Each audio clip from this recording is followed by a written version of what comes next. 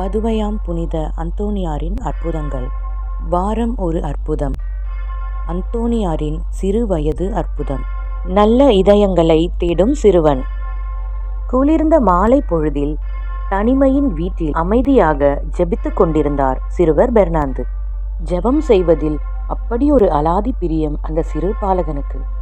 கதவை தட்டும் ஒலி கேட்டது. பெற்றோர்கள் வந்திருப்பார்கள் என ஆவலுடன் சென்று கதவை திறந்தார் சிறுவர் பெர்னாந்து. ஆனால் கதவை திறந்து பார்த்தால் அங்கே நின்றது ஒரு சிறு பாலகன். நிலவை போல அழகென ஜொலித்தது அந்த பாலகனின் முகம். உனக்கு என்ன வேண்டும் என்று வினவினார் சிறுவர் பெர்னாந்து. அதற்கு அந்த சிறுவன், நான் ஒரு பிச்சைக்காரன் என்றான். எனக்கு பிச்சை வேண்டும் என்றான். உனக்கு பசிக்கவில்லையா? உனக்கு உணவு தரட்டுமா, இல்லை ரொட்டி தரட்டுமா என்று பெருந்தன்மையுடன் கேட்டார் சிறுவர் பெர்னாந்து. என் பசி வேறு, உன் பசி வேறு என்று ஆழம் கொண்ட கருத்துடன் பதிலளித்தான் அச்சிறுவன். அப்படியானால் உனக்கு என்ன வேண்டும் என்று வினவினார் சிறுவர் பெர்னாந்து.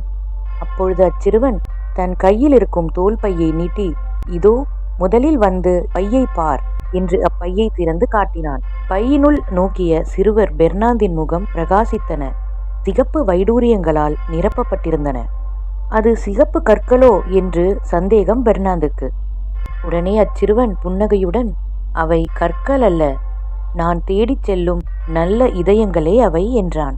மிகுந்த ஆச்சரியத்துடன் சிறுவர் பெர்னாந்து, இதயங்களை தேடும் நீ யார் என்று கேட்டார். என்னை சரியாக உற்றுப்பார், உனக்கே புரியும் என்று பதிலளித்தார் அச்சிறுவன். பெர்னாந்தின் முகம் மலர்ந்தது. கைகள் நடுங்கியது. உதடுகள் ஆச்சரியத்தில் மிதந்தன. அற்புத குழந்தை இயேசுவே என்று முழங்காலிட்டார். அப்பொழுது அச்சிறுவன், பெர்னாந்தே, உன் இதயத்தை எனக்கு தருவாயா என்று கேட்டார். அதற்கு பெர்னாந்து, இதயத்தை மட்டுமா, என்னையே தருகிறேன் என்று மாணிக்கத்தை போல பதிலளித்தார். முழங்காலில் விழுந்து தன்னையே ஒப்பு கொடுத்த அந்த நொடியில் மறைந்தது குழந்தை இயேசுவின் உருவம். ஆனால் பெர்னாந்தின் உள்ளத்தில் எப்பொழுதும் அந்த முகம் நித்தியமாக தங்கிவிட்டது.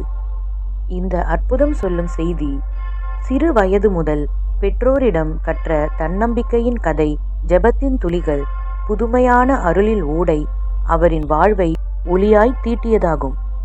அதனால்தான் அந்தோணியாரின் இதயம் ஒரு வைடூரியமாய் இறைவனின் கையில் சேர்ந்து நித்திய ஒளியில் மிளிர்ந்து கொண்டிருக்கிறது. இந்த அற்புதத்தோடு நம் தேவைகளுக்காக புனித அந்தோணியாரை வேண்டி மன்றாடுவோமாக. ஆமென்.